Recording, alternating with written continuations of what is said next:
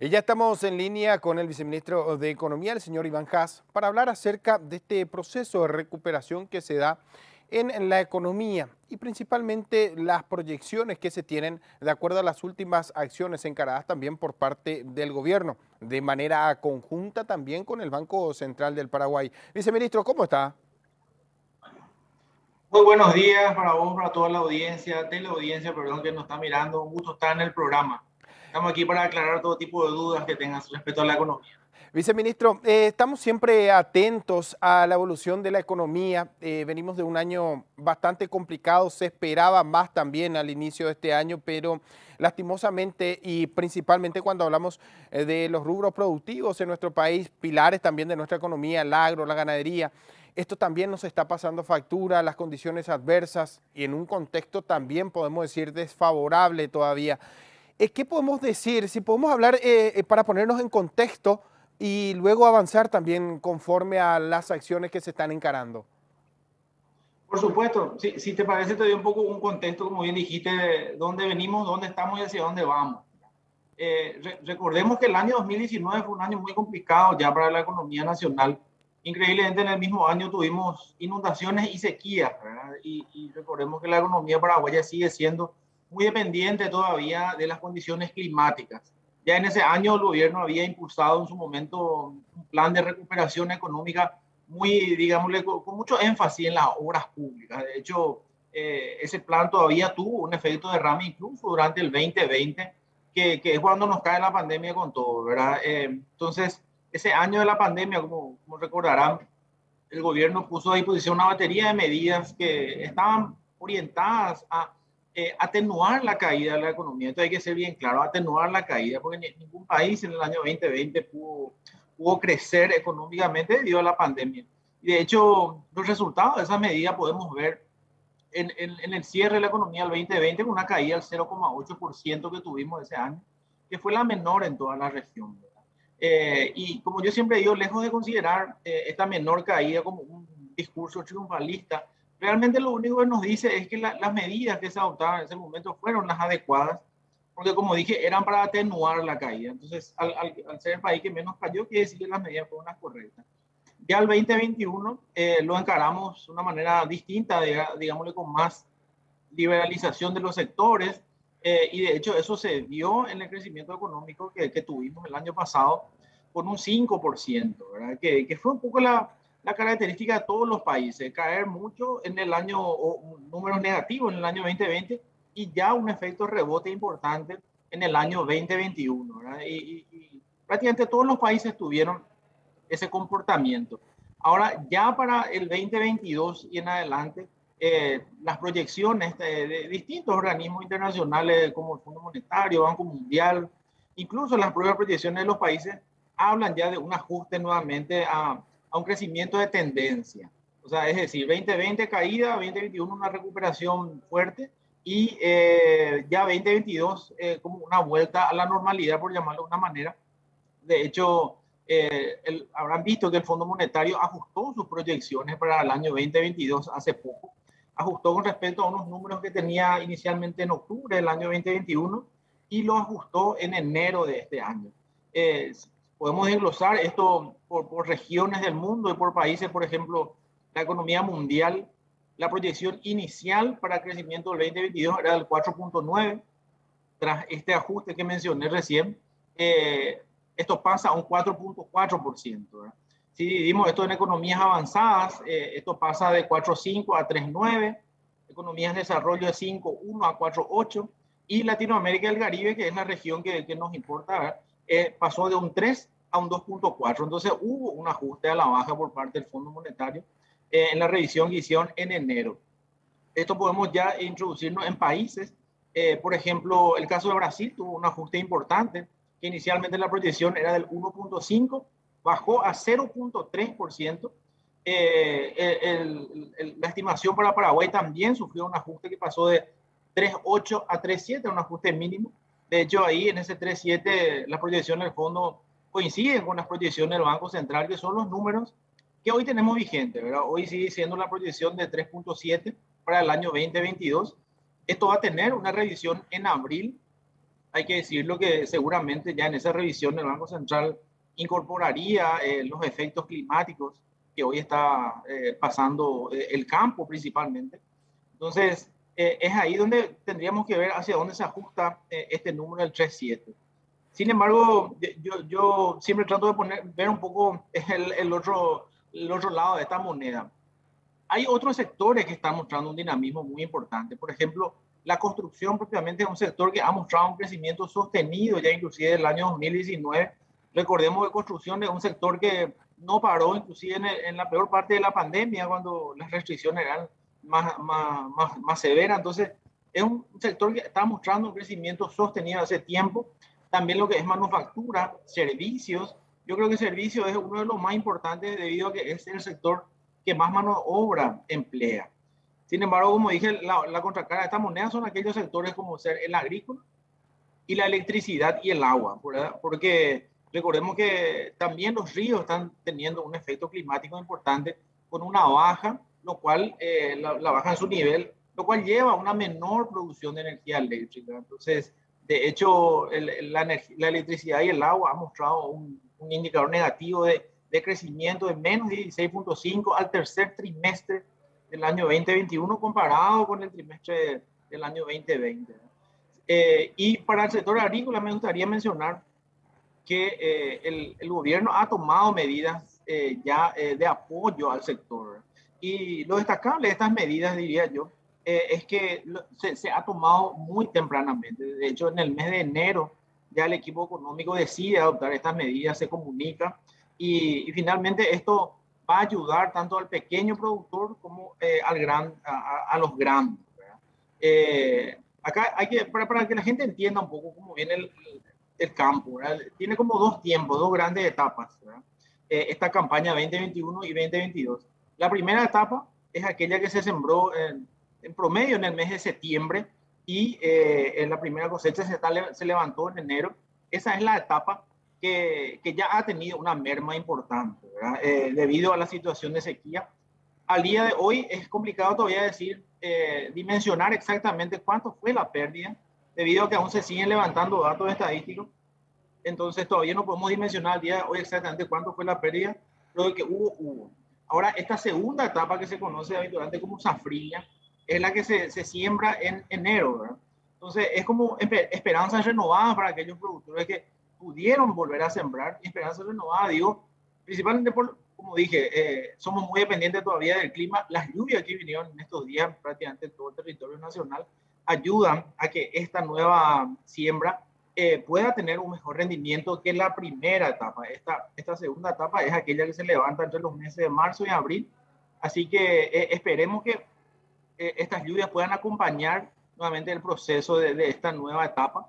Y finalmente cuando termine esta segunda etapa, ahí vamos a poder dimensionar el efecto total que tuvo la sequía o los efectos climáticos sobre esta campaña 2021-2022. A esta altura todavía es muy rápido. Sin embargo, como dije, estas medidas ya están adoptadas y paso a repasar rápidamente, ¿verdad? Algunas medidas son, por ejemplo, la reprogramación de los créditos, ¿verdad? El Banco Central ya ha emitido dos resoluciones muy importantes, ¿verdad? Que permite a los grandes productores reprogramar e interrumpir los plazos de mora de tal manera que puedan hacer renovaciones, refinanciamientos o reestructuraciones de los créditos, ¿verdad? Ya que al tener mermada su producción, obviamente se le dificulta cumplir con sus compromisos ante las entidades financieras. También medidas tributarias, ¿verdad? Por ejemplo, lo que respecta al impuesto a la renta empresarial, se puso a disposición a pedido de partes la suspensión de hasta los 4 anticipos, ¿verdad? Esto, repito, es a pedido de las partes. Los agricultores tienen que acercarse a la Subsecretaría de Tributación para hacer esta solicitud. Y también líneas de crédito a través de la banca pública, a través del BNF, la AFD y el crédito agrícola. Esto sería para los medianos y grandes productores y la asistencia a los pequeños a través del Ministerio de Agricultura con apoyo de insumos, combustibles y otro tipo de elementos que puedan servir para digamos, amortiguar esta caída que tuvieron. Viceministro, hablaba de varios puntos que consideramos más que importantes. La intervención que se ha dado en tiempo informa en lo que hace a esta medida, esta política fiscal expansiva.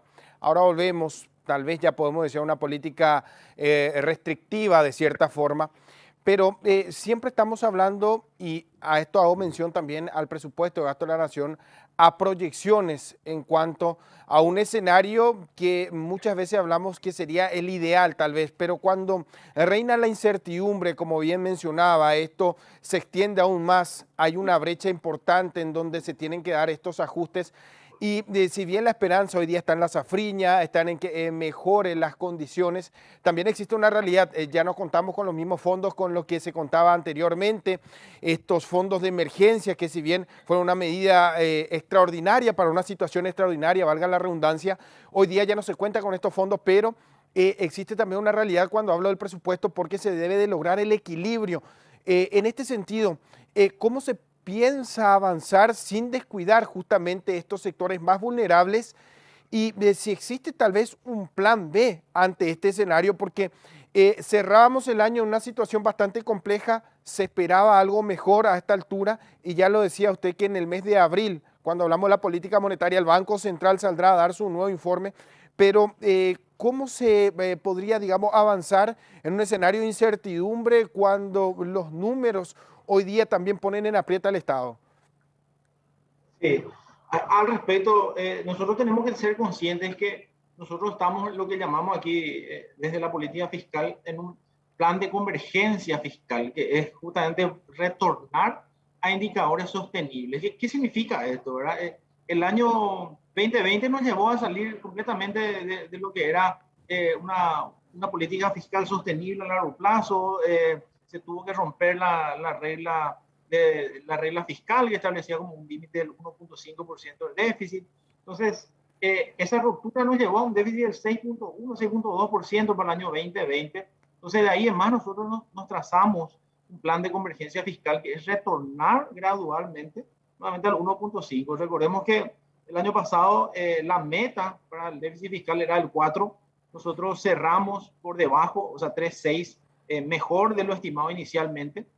Para este año la meta es 3, para el año que viene 2.3 y finalmente en el 2024 1.5%. Y esta convergencia tiene como dos grandes fuerzas, diría yo, ¿verdad? Por un lado es la contención propiamente del gasto. Aquel gasto extraordinario que se hizo en el año 2020 con subsidios directos, digámosle también el no cobro de servicios básicos, que finalmente esto termina pagando el Estado, ¿verdad? Porque como decimos en la economía, no hay almuerzo gratis, ¿verdad? Alguien tiene que pagar. Entonces, finalmente todo eso se terminó pagando con estos recursos extraordinarios que mencionaba, ¿verdad? Entonces, hoy esos beneficios ya no están contemplados en el presupuesto. Entonces, por ese lado, hay, digamos, o sea, se saca ese gasto extraordinario del presupuesto que hubieron en el marco de la pandemia. Y por otro lado, también hay que decir que la recaudación tributaria ha mostrado números muy buenos ya el año pasado, con una recuperación interesante. Inclusive nosotros tuvimos que ajustar nuestras proyecciones varias veces el año pasado. Inicialmente se proyectó alrededor de 8.5% de crecimiento de ingresos tributarios. Finalmente terminamos cerrando alrededor del 13%, ¿verdad? Y para este año también las expectativas están puestas en una mejor recaudación tributaria proveniente principalmente de la liberalización de todos los demás sectores de la economía. Recientemente escuchamos esta mañana, era una información nueva desde Palacio, que se levantan todas las restricciones para lo que es eventos masivos, etcétera. Yo creo que esta es una excelente noticia para la economía porque ancla las expectativas, ¿verdad? Las expectativas de la economía juegan un papel trascendental. Entonces, tras esta noticia, se pueden volver a organizar eventos o todo este tipo de cosas que finalmente terminan generando mano de obra y dinamismo en la economía. Entonces, esa es un poco es el contrapeso que vendría a ser al mal momento que está pasando el sector agro, ¿no? Viceministro, hoy día, ¿qué sectores podemos decir dependen o existen algunos sectores que deberíamos de preocuparnos que dependen directamente de la reactivación del consumo, del servicio o que dependan directamente cuando hablamos de presupuesto de lo que hace la recaudación de la SED para tratar de interpretar también qué responsabilidad tienen dentro de esto en lo que hace a la proyección o estos tienen ya un cierto blindaje dentro del presupuesto para que podamos dimensionar también el peso que tiene, porque hablamos de obras públicas como eje dinamizador de la economía, pero muchas veces nos preguntamos qué tanta responsabilidad le estamos atribuyendo a un solo ente del Estado, ¿no? No, de hecho que el presupuesto tiene dos grandes partidas, ingresos y gastos, y eso tiene que estar calzado, ¿verdad? Y el presupuesto se construye en base a estimaciones de recaudación durante el año. Finalmente la recaudación efectiva es la que se da en el momento y, como dije, va a depender de las condiciones económicas. Nuestras expectativas son de que vamos a tener un crecimiento importante en la recaudación tributaria de este año, ¿verdad? Y de hecho, a esta altura del año apenas estamos empezando, así que todavía no estamos previendo algunos ajustes, por lo menos en el marco del presupuesto. También mencionar que las obras públicas, en su gran mayoría, y esto hay que decirlo, son atendidas con recursos externos, en su gran mayoría con préstamos de organismos multilaterales, también con lo que ya se colocaron los bonos internacionales. O sea, aquí quiero llegar con esto, que esos recursos ya están blindados para el Ministerio de Obras Públicas. O sea, eso no depende de la recaudación tributaria ni del dinamismo de nuestra economía, sino que son recursos provenientes de afuera, como dije, principalmente de organismos multilaterales. Así que en ese sentido yo no aviso ningún problema de recursos para el Ministerio de Obras. Viceministro, al mes de abril se realizarían nuevamente estas revisiones y en ese entonces tendríamos que hablar de un efecto rebote de crecimiento o de una desaceleración en materia de crecimiento, porque esto es muy importante también para saber cuánto hemos avanzado o si estamos todavía tal vez a la espera de mejores números que permitan también respaldar este proceso de recuperación. Sí. Como mencioné, el Banco Central hace su revisión en abril. Yo no quisiera hacer futurología de los números que van a publicar ellos, pero evidentemente yo creo que la situación del campo va a tener una incidencia importante en esa revisión seguramente. Pero por otro lado, como dije también, para poner un poco de contrapeso, es el sector servicios, el sector terciario que está mostrando un muy buen dinamismo. Y más aún con este anuncio que se hizo el día de hoy, también eso serviría como una suerte de contrapeso a la hora de hacer esta actualización. Pero también mencionar, como dije, que el campo va a tener un ajuste seguramente interesante, así que esperemos ver esos números del Banco Central en abril, ¿no? Viceministro, muchísimas gracias por su tiempo, valoramos este análisis y de hecho vamos a estar atentos también a el avance que se dé en materia económica y por supuesto también para poder brindar este espacio, porque consideramos algo muy importante para que la ciudadanía, por sobre todo, esté atenta también y pueda dar seguimiento a este tema muy importante. Muchísimas gracias, tengan buen día. No, el agradecido soy yo por el espacio, mucho gusto y cuando quieran. Hasta la próxima. Buen día para todos. Hasta la próxima.